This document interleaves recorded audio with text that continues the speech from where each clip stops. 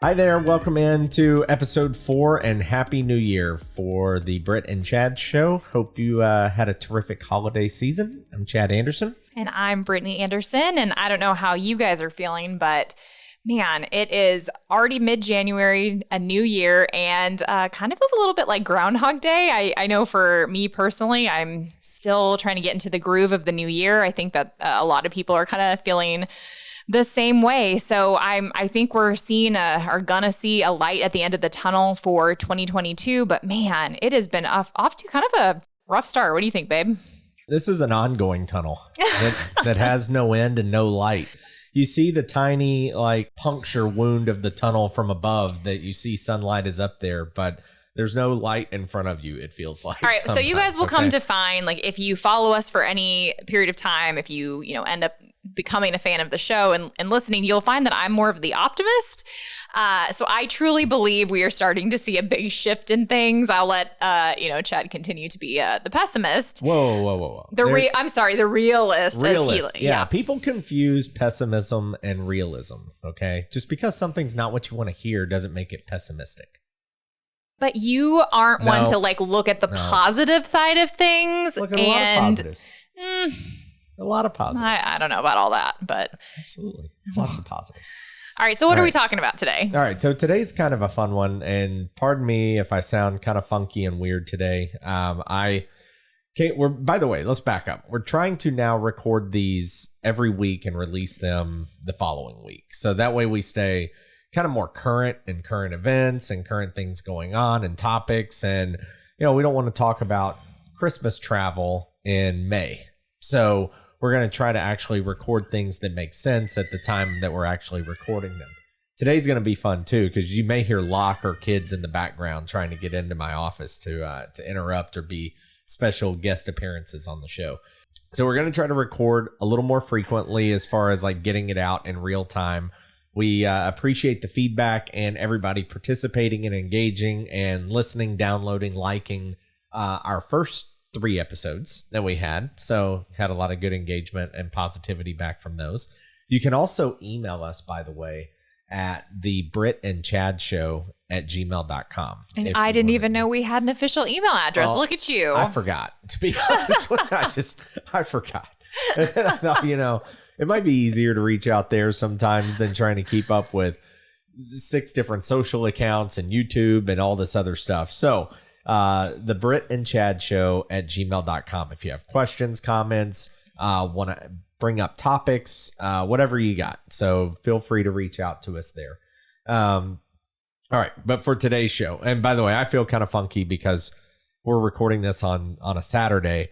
On Thursday, I got sick and thought, oh man, I haven't had COVID yet. It's been almost 2 years. And I know I haven't because I actually had Brittany draw blood a few months ago and do the antibodies test. And that came back negative. So just for some reason hasn't taken over my body. Which is shocking to, all parties involved, you guys. And that's a little bit of what we're going to talk about today. Yeah, because I just got back from Indianapolis and the national championship where I watched Alabama play Georgia. And, I'm not vaccinated, and you're there and you're inside the stadium and there's 70,000 people there, people on the streets, people in the bars, people in the restaurants. It's almost inevitable. It's like we were texting saying, if I don't get it this weekend, maybe I just never get it. I don't know, because it's like, how do you not get it at this point?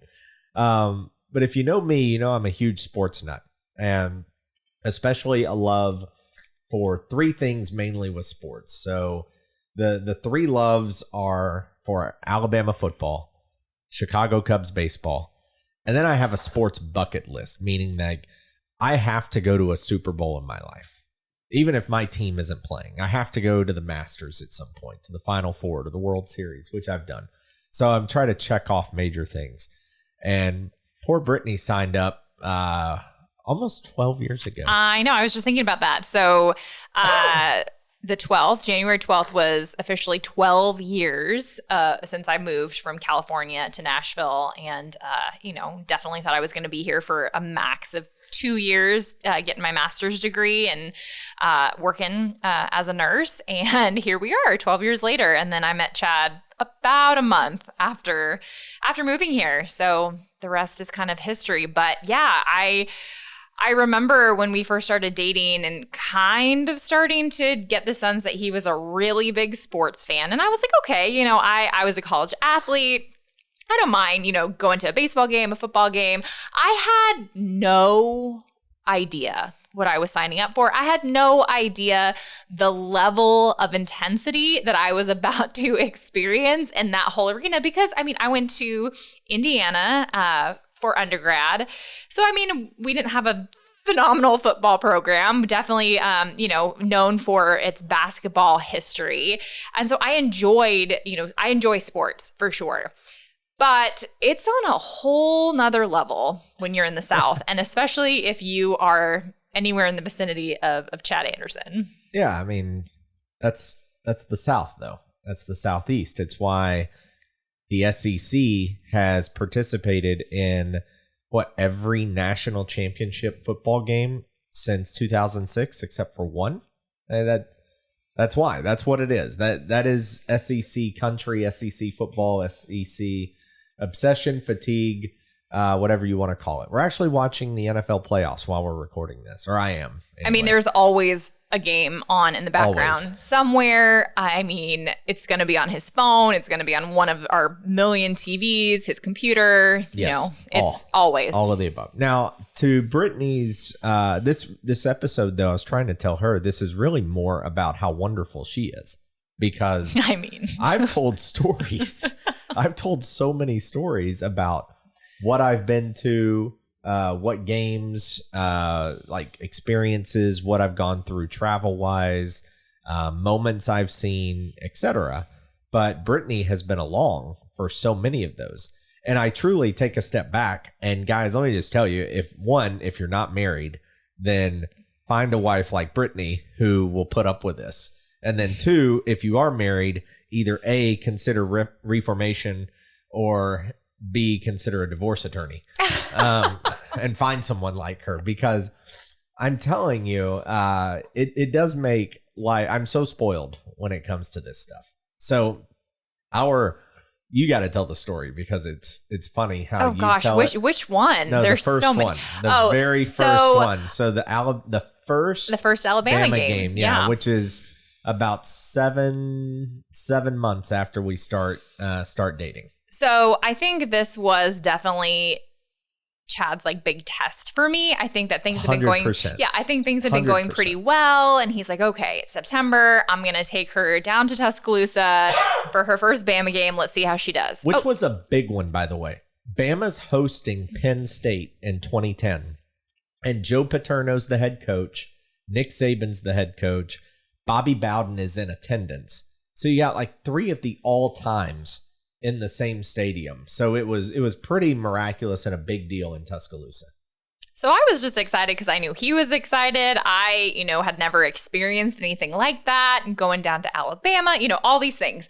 So first off, I should have known this was going to go poorly when he bought me this god-awful t-shirt, you guys. It was the only one available. Okay, he buys me this Alabama t-shirt. That's one of those stupid, ones that a college kid would wear. It says, a football town with a drinking problem or something like that, right? It was not a great. I think it was a drinking town with a football problem. There we go. One of those, it was about, 3 sizes too big for me. So that's not a great look. Okay, so going to football games at Indiana, we didn't dress up for games. When you go to tailgate, you throw on jeans and a t-shirt and, you just hang out. It's very casual.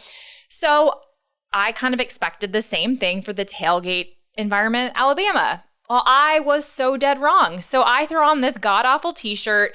I didn't really have any makeup on. I didn't really bother to do my hair because in the South, humidity is ridiculous. I get real frizzy hair from the humidity. So I wasn't going to, do the whole thing of trying to make myself look, extra great and then be out at the tailgate all day because, again, I thought it was going to be pretty casual. So I'm wearing some like flip-flops, cut off jean shorts, and this oversized t-shirt. And he takes me to the tailgate field, and I am looking around at all of these girls who are dressed to the nines. Dresses, heels, their hair is all done. They look like they're getting ready for a beauty pageant. They've got red lipstick on, and they're dripping in their, jewelry and all this stuff. And I'm sitting there like, are you freaking kidding me? I was so embarrassed. And then, of course, it's very hot. Everyone is melting. But that was, I was not thrilled. And the game was like at 7, right? It was at 6, yeah. Okay, 6 p.m. So what, we started the tailgate at like 9, 9 or 10. Yeah. Expects me to start drinking at 9 or 10. By 3 or 4, it is 90 degrees. Hotter than that. We've already had a couple pop-up rain showers, so I look like a drowned rat. And I'm pretty much like about to pass out in a chair. You did pass out. Yeah. So a couple of things. One, I wasn't attracted to those girls that wore dresses and heels and pearls and red lipstick to the game, because I'm like, why would you go to a game like that? Kind of like I would make fun of the frat guys. Like, why do you go to a game in a suit? Makes no sense to me. I don't get it. I don't understand it. Whatever. Fine. Jeans t-shirt for me, or jeans polo, whatever. Now, so that was one to give me a little bit of credit as to the why. But the best was, yes, we had the typical summer, it heats up all day long. We've been drinking for 6 hours, and then boom, thunderstorm, pop-up shower, downpour for 20, 30 minutes, etc. And yes, I look over... I'm hanging out. I want to say my buddy Ben, maybe Mick was there too. Of course, I'm meeting all these people for the first time too. Yes. And I look over, and in a tailgate chair, slumped over, passed out completely 2 hours before kickoff. 2 hours. Like, this is when the juices are flowing. This is when you're like, all right, I'm almost to the point where I'm ready to take the field too. Like, I'm good. I could play quarterback today. No. I look over, and Britt is passed out in the chair. Like, this is a Big Ten graduate trying to come down to an SEC game. Yeah, I had no idea. No idea. She couldn't hang. But that was an amazing first time. Bama did win. I did rally. Somehow. You did. You probably about an hour before the game, we started heading in, and you were awake and coherent. And Alabama I needed a little cat nap. That's it. Alabama goes in, wins the game pretty easily. It's really a boring game, to be honest with you. I think it was like 20-3 or something like that. Penn State didn't score a touchdown. But anyway, it was a fun time. First experience. That'll always be a good story. But we're going to share some more of these. That's kind of what this episode is. It's stories like this, but it's really to shine a light on how amazing Brittany is, because some of these things are just insane. So we're going to share like 2 or 3 more. One of my favorites, of course, is LSU's national championship. And it's a 2-parter, because LSU and Bama played in the game of the century in Tuscaloosa. And just a quick backstory there. We're into late in the third quarter, close game, back and forth, defensive game. And mind you, I can't say anything to him during these. I'm not allowed to talk. He's better now, but back then, I really couldn't talk to him. I just had to stand there. We just got a lot going on. Okay? Yeah. There was no like friendly conversation. We're trying to read blitzes. Okay, like we're trying to understand coverages and everything. So in that game, two guys sitting next to my girlfriend at the time. Are hitting on my girlfriend while the game's going on, and I'm just sitting there like, yeah, that's cool, yeah, whatever. Game's on. Hey, it's 6-6. It's late in the game. Like, we got to focus here. So I get lectured about that. Then we lose the game. Of course, I'm mad and I'm pissed off. It's a miserable night.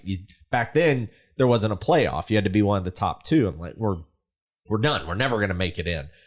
Bama makes it to the national championship. God bless Iowa State beating Oklahoma State. That's another quick, fun story. We were having an engagement party thrown for us at a friend's house. It was a Friday night. Oklahoma State is at Iowa State. If Oak State loses, Bama then has the free path into the second spot to play for the Natty in New Orleans. and Iowa State pulls this tremendous upset. And by the time the game's over, I'm downstairs at their house watching it by myself, screaming and freaking out while everybody else is having a party upstairs. That's right. Yeah. I mean, I ditched the party to go watch the game. That is right. Man, so, I am great. You are. So that leads up to the Natty in New Orleans. Let's just say Brittany can't hang on Bourbon Street. Oh, Lord. Can anyone? No. So the great part there, two things, and feel free to add in here. But find you a woman who, one, will go down to Bourbon Street. Okay, that's one, and put up with that when a college football game is going on, because the crowd, Bourbon Street's enough on its own. Then add LSU and Alabama to it, and it becomes chaotic. Then we're walking back to the casino, and people heckle Brittany, who of the group is like the non-Alabama person other than through relationship. And let's just leave it as Brittany lets them have it on the corner of the street. I mean, if one more person yelled tiger bait in my face, I was, going to punch someone. So at least I just, screamed at him. And that was also after a couple of hand grenades. Let's be honest there. Yep. Yeah, a couple of hand grenades. She goes back to the room while I go to the casino till about 5 a.m. We won't get into other things.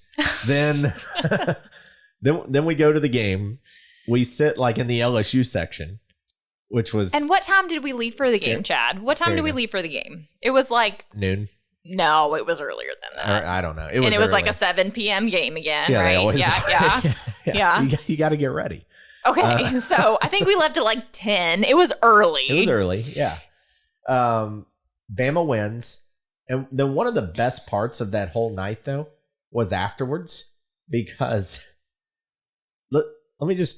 we didn't have a lot of money. We did not. Okay. Like literally to get into the game, I borrowed money off of a home equity line of credit to go to the ball game. Okay. Don't do that. Yeah, don't do that.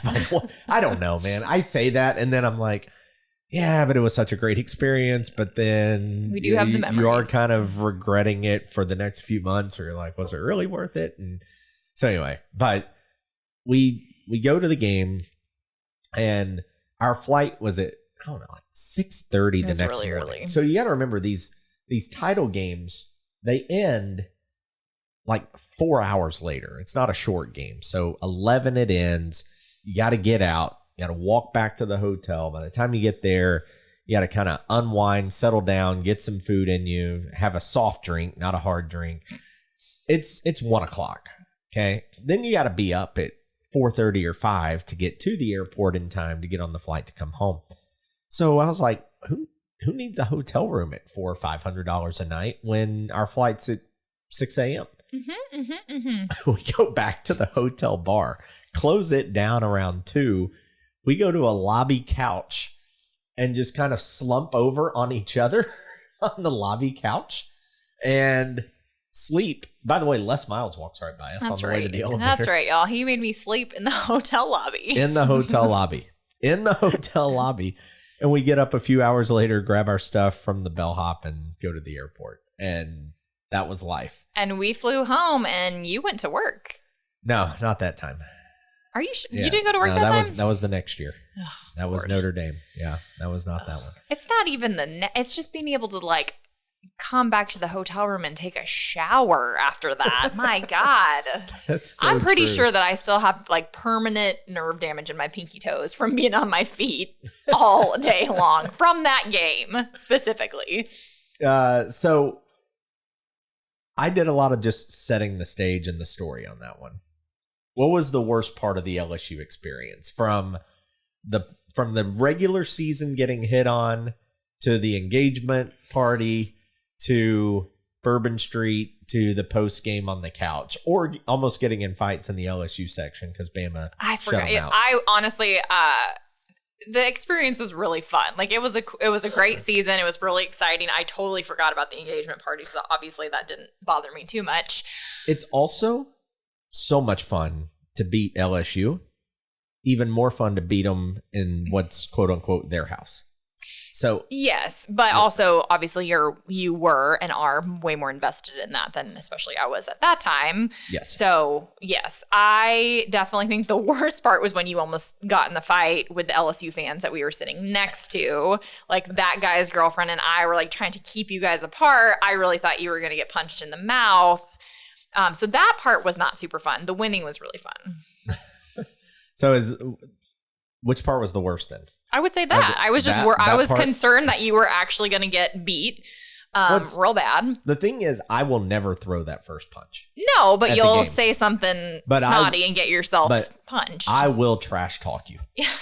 I will trash talk you into submission. So I won't throw a punch, but I will trash talk to where you hate me. And will punch you. But then after the game, I'll go buy you a beer. Like, I just enjoy. That guy wasn't going to. No, he had no interest in beers unless they were being thrown. Like, that was his only interest. The next year was crazy only because Bama plays Notre Dame. Huge game, obviously. And because Bama and Notre Dame had not played in so long, now it's for the national title. It's in Miami. We actually go to Disney for 2 days before that. The tough part was I had to be back at work. I couldn't miss work this time. So the game is on a Monday night. We do skip work on Monday, but then I had to be back for Tuesday. So we drive from Orlando down to Miami and go to the game. Game ends at midnight Eastern time and drive all the way through the night back to the Orlando airport. And I was struggling to stay awake. So we pulled over 2, maybe 3 times along the way, like in small towns that were basically like spring training towns that had a couple of hotels on the interstate. We'd pull over, pull around back, sleep for an hour, get up, drive another 70 miles, pull over, sleep for an hour, get up, drive another. And yeah, that was rough. We did that to be able just to get back to the airport in time. And then I basically had on the clothes from the night before and went straight to the office. We landed in Nashville and went straight to work. And that was a rough early morning. Yeah. Rough day at work. Yeah. I did a lot of sleeping that night. But that was, you called that like the most boring game of your life. I mean, it was a total blowout. It was 28-0 before you could At least sit the down. Notre Dame fans were super pleasant and nice. I felt bad for them because they thought they had a chance. 28-0? Yeah. I mean, they were pleasant and nice before the game, too. Kinda. I mean, compared to the LSU fans, for sure. Well, I mean, Satan compared to the LSU fans. You'd have him over for dinner first. The Notre Dame fans were more like still thinking it was 1980s, where they were like, oh, yeah, we belong here and we're good and we're going to win and all this stuff. And Notre Dame... Yeah, there's just a difference between like Midwest boys trying to trash talk and like Southern boys, and it was just funny. They're like really polite. Yeah, they definitely were not as bad as a lot of other fans. Past that, one thing that was fun. I'll tell this story. We'll do 2 more. Was your family going to their first Iron Bowl? So we take them down to the 2014 Iron Bowl. Bama wins 55-44. But that was another all-day tailgating because it was a night game. Game day was there. Joe Namath was there. But, yeah, we started early. And kickoff was at 6, 7, somewhere in there. I think it was an ESPN game. Had to have been if it was a night game.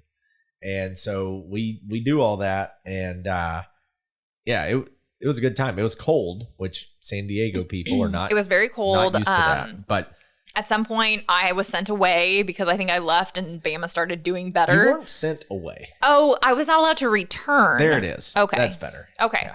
And my mom was literally like, are you serious? You can't, why can't you come back to your seat? I'm like, Mom, you don't understand. Like, I changed like the karma over here. I've got to stay until, Chad tells me I can come back. Did you have superstitions playing water polo at Indiana? Not really. None? No. Because it's more of a baseball thing, and I'm a huge baseball fan, so that's kind of where it comes from. Yeah. But you're not a superstitious, like... I mean, yes, I'd have a good game, so I wear the same, like... What, the same bathing suit and cap? Maybe you got the same one, yeah. Yeah. I don't know, even a pregame pre-match ritual? I mean, yes, but not, I don't know. Like those games are too short to, I don't know. Not anything compared to what you're talking about. So me and some of my friends have this thing where if a game's not going well for us, we do what's called the switcheroo. And all that means is you change seats. Okay, but I had gone to the bathroom and was not allowed to return to my seat. Because you change seats. Right. You change locations. Mm-hmm. Yeah. So what happened, though? I mean, obviously, Bama won. Bama won. So clearly it works. To Bama winning. Clearly it works. Yeah, but my family, I don't think they really realized quite the level of intensity until their first experience of an Alabama game, and then they got it. Yeah, the cool part was it was fun, like taking your dad to a few games. Your mom's gone to 2. One of your sisters has been to 1. Is that every time they go, they go and they're engulfed in everything. Because if you've never been, which probably most people listening to this, watching this, you've been to something or you understand it to some degree. But if for some reason you haven't, you really need to make it a bucket list item, even if it's not an Alabama game in Tuscaloosa. Pick an SEC game and go to it. Yeah. Like go to Auburn, go to LSU, go to Florida, go to Texas A&M, go to something. Don't go to Vanderbilt. That's not really an SEC game, but go to something. And I just don't think people appreciate a lot of times the pageantry, the traditions, like the tailgating, the scenes. Yeah, that part of it is definitely really cool. The energy, like the adrenaline rushes you get, like you get goosebumps. You really do on a lot of these. And it's crazy to me, like just how passionate. And it's so different from an NFL game too. Yes. So don't treat it. Don't say, well, yeah, but I've been to a Bears-Packers game. Yeah, it's definitely not the same. Yeah, I've been to a Saints game in the Superdome. Not the same. It's just not. But yeah, taking them was a lot of fun. We're still going to get Katie to 1. But yeah, it's coming. Yeah, if we can ever get through this virus, it's coming at some point. I think that we definitely have to, because this year we will be celebrating 10 years of marriage. Yep. So I definitely think we have to talk about our honeymoon and that whole thing, because, that is clearly a testament to your fandom. So just quick, short, like nuggets here. Brittany, what I feel like was almost testing me early on, because I remember a time we were at Arrington Vineyards hanging out, having fun, drinking wine, doing the snacks, the whole thing, beautiful day. And it was, I want to say like late summer or something. I don't think football season had started yet. I want to say it was like mid to late summer. And she brought something up about like, hey, what are you doing on this day? And I was just like, why? Because all I heard was September. And most times when somebody says, what are you doing on this day? That means a Saturday. And she says, well, we got this. I don't even remember what the event was. I don't remember if it was a wedding or a shower or what. But it was something. And I looked at her and said, we play Arkansas. And she said, yeah, but they're going to kill them. Like, I don't care. They could play Brentwood High School. I'm going to watch it. We're going to watch it. That's all there is to it. We're going to watch. We get 12 of these a year plus a postseason. I'm going to watch it. So football is great, but fall in the South, well, especially fall in Tennessee, is just, there's so many fun things to do, all these fall activities. It's so beautiful here. And then we get stuck inside all day watching games. That's something that I still struggle with. Part of the pageantry and the tradition. So is what it is.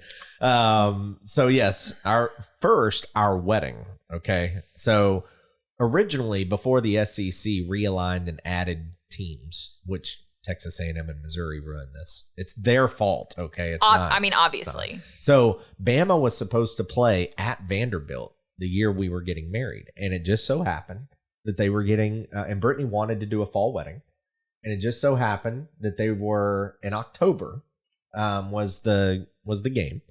And so we said, cool, well, we're going to get married then on a Friday. And then that way we can go do the wedding, do the reception. And then on Saturday, we could do like this huge tailgate, with as many people as we can hold, all go to the game or whoever wants to. It's not hard to get tickets to Vanderbilt games. It's like 80% Alabama when they come to Nashville. And we can get seats, a bunch of them together. Also, I'm an alumni, alumnus. Oh, yeah, that's right. Actually, of Vanderbilt. Yeah, we did give them money. We're still giving them money. Anyway. So thought this will be fun. Well, SEC realigned. So Brittany says, well, great. That's Bama's bye week now because they redid the schedule. So Bama now doesn't play Vandy. And we can obviously get married on Saturday. We can do a Saturday wedding in the fall. My answer is I wouldn't do that to other SEC teams and their fans.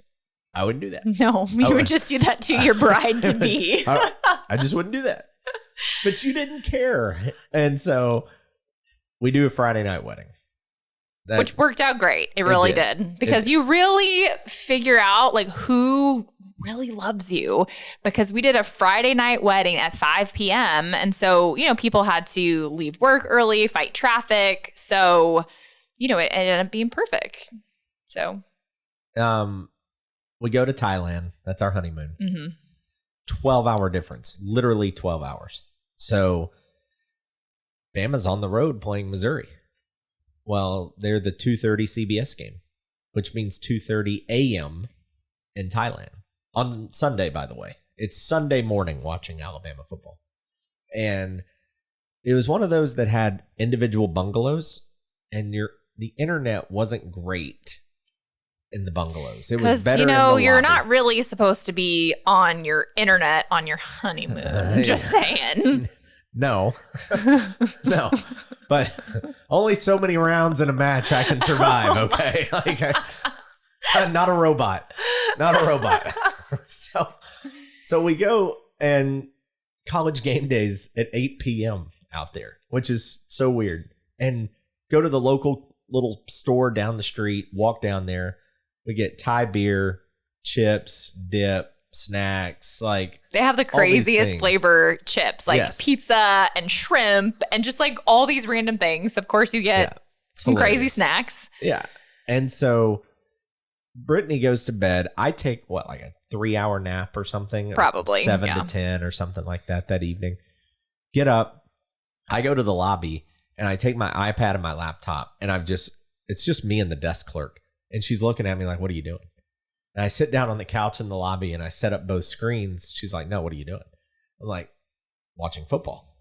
And she's like, are you kidding me? And this was like an English and American resort that was in Thailand. So at least I had the communication thing going for me. and she could not wrap her head around the fact that I was sitting in the lobby yelling at an iPad about college She's football. Like, aren't you supposed to be on your honeymoon? And so I set it up and I watch games from about midnight until Brittany comes looking for me at 6 or 7 a.m. for breakfast, but you don't find me.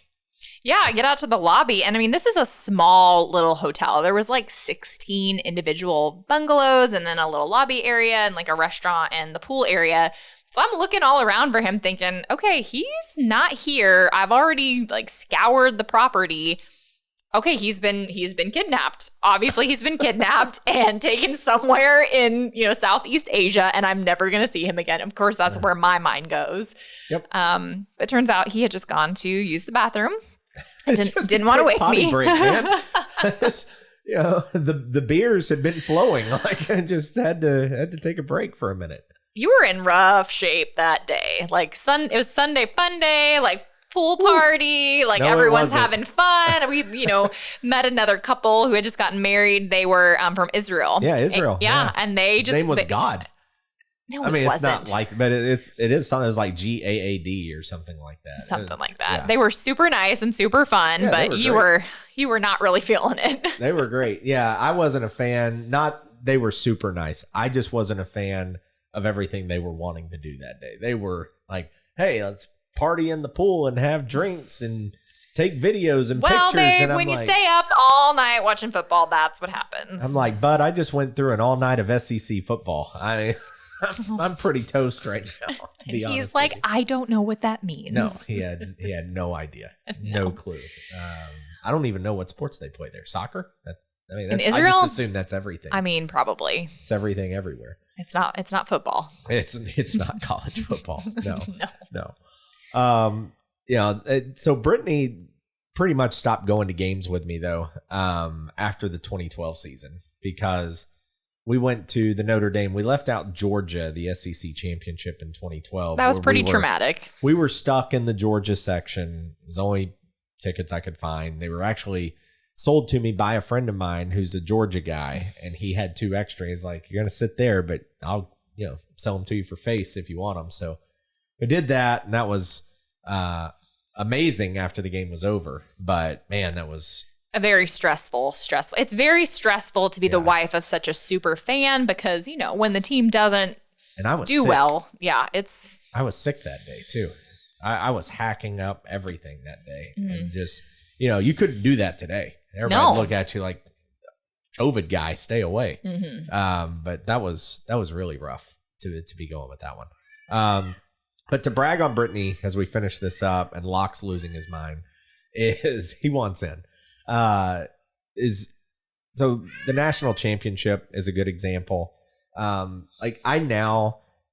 not the same party guy from 10, 15 years ago when all the championships and fun trips and games and stuff started happening. Now I'm exhausted after just one day. And one day takes me 3 days to recover. And it's just the fun of being old. But now the SEC title, I will fly into Atlanta and out of Atlanta all in the same day.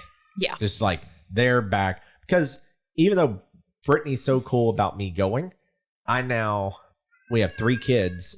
And even though she says it's cool, I got it, I feel terrible. But she gives her blessing, so I'm not going to pass on it. So I'm like, okay, well, you said so. But I do try to make the trip like a short, quick, simple, like in and out. I'm not looking to go somewhere, stay for 2 days leading up, partying, drinking, going out all night, go to the game, then come home and just feel awful for a couple of days and whatnot and leave her stranded. But even like the Indianapolis trip, we drove up the morning of, didn't go like the Saturday or Sunday before, drove up the morning of, it's about a little over 4 hours, hit the game that night, up the next morning, drive back, we're home by lunch. So it's really just like 30 hours of being away. So my point on all of that is just, again, find someone like her because we get completely spoiled on stuff like that. And to her credit too, we still plan things around important dates, meaning football. This is true. Like travel. We've already looked at next year because we always go to Hawaii kind of towards the end of the year. And next year we were talking about when we're going to go and this and that. And we finally solidified some dates. And I said, well, if we do this day, and then I said, all right, and I hope this isn't like kept and somebody takes this clip and then holds it over me if Auburn wins. But I said, look, if we go the week of Thanksgiving, I can watch the Iron Bowl in Hawaii because I think Auburn's going to get beat in Tuscaloosa. But then if we come home on Thursday to San Diego, then home to Nashville on Friday, we can get home. And then on Saturday, I can go to Atlanta for the SEC championship. Like, that's how our mind and marriage works, unfortunately, for her. Yep. And I envision it only getting worse as the boys get older. Nash is really starting to get into football. Nash is in. Yeah, he's definitely invested. Sold. He wants mom to play tackle football with him. He went to his first game this year. He did. Yeah. And it was good. He probably did like a 6 or 7 out of 10. I mean, it's a long day for a 5-year-old. It is. But I think he would do even better now than he did a month, 2 months ago. Yeah, he's definitely invested in the games, getting really, really interested. So I think it's going to be super fun when, all three boys want to go to games and we're doing that as a family. I know that we'll be planning a lot of trips around that. It's just definitely really hard, particularly when you have a 15-month-old. So he'll get there. He will get there. Anything else to mention, or you can brag on yourself if I left anything else out, or obviously stories? I'm really great. I just don't, it doesn't bother me. Like, that's not something that I'm going to pick at you for. That's not worth it to me at all. You work really hard. You do so much to support our family and take care of us. And like, if that's what brings you joy in life, like, I want you to experience that as much as you can. Like, it's not hurting me, and God love you. But when you're home, I take care of you too. So it's not, I love having your help, but also like, I can manage our 3 children just fine, and it's totally cool. And like I said, as the kids get older and they're more invested in football, like, I think a lot of the load is going to be shifted to you, because they're going to want to go to games with dad, and hey, maybe mom's going to get some, free weekends. We'll see. Maybe. Yeah. I don't know if Gray's going to get into it. I think Gray will get into it because Nash is into it, and Locke is just going to want to be included because he's the little brother. Sure. Yeah, for sure. Gray, I wonder though. We'll see, but yeah, I definitely think like he's also not going to want to be left out, and he's so so in love with his big brother, and wants to be included in things that I feel like he'll kind of just go along for it. I don't know if he'll be a super fan like I think Nash is going to be, but we'll see. I think Nash is going to take after me on the super fandom. Yeah. I think he's going to get there. He wants me to tackle him. He's tackling the baby. He's tackling the dogs. Like, it's going to be really challenging to break it to him that he's not actually going to be playing tackle football at any point in his life. He hasn't committed targeting yet, though. So it's coming. Yeah, it's coming. No targeting fouls on Nash so far to this point. Well, seriously though, thanks for being cool about it, and I do love you and appreciate all that. Well, I love you too, and it's been fun to be introduced to this world that I never really knew existed, and it's been fun to be married to an Alabama fan and kind of be converted, and also to share that with my family. I know that you mentioned taking my dad to a few games. I know that was something that really brought him a lot of joy, and some of his best memories were going to games with you because, he didn't have any boys, he didn't have a son. So it was really cool that he got to share that experience with you. It's funny too, because her granddad will text me before and after every game. Yeah. And he probably couldn't have cared less about college football. He's a Nebraska fan, but they suck. They were good when he cared, but they suck today. But they were good when he cared. But yeah, it's also fun to, especially that I've branched out of the South. Like, there's so many people in my life who are not in the South, and that they have learned how much this means to me and other people in this region of the country. Yeah. Like, they could kind of see it or kind of tell, or you just see the games on TV, but they didn't really grasp it or truly understand it and appreciate it until they meet Chad. But your family is a great example, and then your friends and stuff, because sometimes she's had to say, well, Alabama plays that weekend, and they're just like mind blown, and they don't get it at all. By the way, you get married on a Saturday, I won't be there. Brittany may be there. I'm telling you now, I've skipped my stepsister's wedding. Okay, went to the reception, didn't go to the wedding. I will not attend. So that's just an FYI in case anybody, I'm setting the tone and the expectation now. But they don't get it. And then what's funny is Loan Depot, which is who I work for, Loan Depot has a corporate office in Southern California. And I have a lot of good relationships with people there. And some of them will text me during games, which I don't reply, but they will text me and I'll reply afterwards if Bama wins. And they'll message me, or they'll email me, or they'll make comments on calls and things like that. And they actually interact and now watch or check Alabama football, and even have a little bit of a rooting interest or get into it to a certain degree, because they're like, oh, you're just spreading the gospel of Alabama football. I am. The book written by Saban. But they do. It's funny because they actually kind of take part in it or understand it a little more. So it's kind of fun. Spread that and interact with people on it and let them see what kind of rabid, psycho, just insane people we are from September through December, early January. Yep. All right. Well, that's it, guys. Sports world with us and marriage, and find a wife that understands and handles these kinds of things like Brittany does. That is a one of a kind for sure. And looking forward to another episode week after. Like I said, we'll keep these going and keep them more in sync. We did our first few kind of knowing the holidays were coming up and the new year and travel, but now we're back. Things are over. We settled back in. We're going to get snowed in. What is this? 3 snows in 2 weeks? This is nuts. Oh my gosh, you guys, I think it's fun. If it's going to be cold, it may as well snow. I'm with you there, but let's just. This is how it is. We live in Tennessee. Next episode, I'm going to make Chad talk about birth. So if that's something that even interests you a little bit, I think it's going to be really cool to hear his perspective, because if you know me at all, follow me at all, that's something I'm really passionate about. We attempted 3 home births and finally had a home birth with Locke. But we've never really heard from Chad about his experience of trying to have our babies at home and then going through that whole thing in the hospital. And so I think we're going to dive into that in the next episode. Sounds good. And a friend of mine at the office, AJ, his wife just did a home birth. And AJ was kind of like, I just follow Brittany, but AJ was more, he was telling me, like, I've never heard of this, or maybe he heard of it, but he was like kind of panicked and freaked out about it a little bit.